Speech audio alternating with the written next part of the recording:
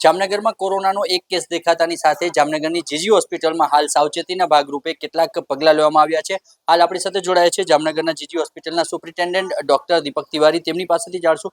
Sir, એક case નોંધાયો છે જામનગરમાં. હાલ શું સ્થિતિ છે ને તેને લઈને શું શું તૈયારીઓ હોસ્પિટલમાં કરવામાં આવી છે?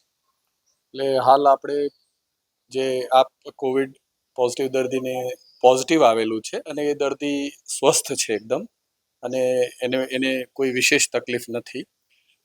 આપણે તકેદારીના રૂપે સરકારશ્રી સિચ્યુએશનને ધ્યાન રાખી રહી છે. એમાં હાલ આપણે કોઈ સિરિયસ દર્દી હોય તો એનું નિરીક્ષણ પરીક્ષણ માટે તૈયારી રાખવી અને સારવાર પૂરતી મળે એ રીતે તો એવી નોંધરા કરવા અને પરિસ્થિતિને આંકલન કરી રહ્યા છીએ. હાલમાં પરિસ્થિતિ ટોટલી કાબૂમાં છે. એટલે સર, ક્યાં ક્યાં લક્ષણો જોવા મળે તો દવાખાને આવવું જોઈએ, અને હાલ આ પ્રકારના કેસો જોવા મળે છે કે નહીં?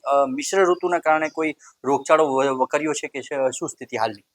છેલ્લા 15-20 દિવસના જે આંકડા જોઈએ તો એ મોર ઓર લેસ સ્ટેબલ છે. એટલે આપણી ઓપીડીમાં કોઈ ખાસ વધારો નથી અને દાખલ થનાર દર્દીઓમાં પણ વધારો નથી.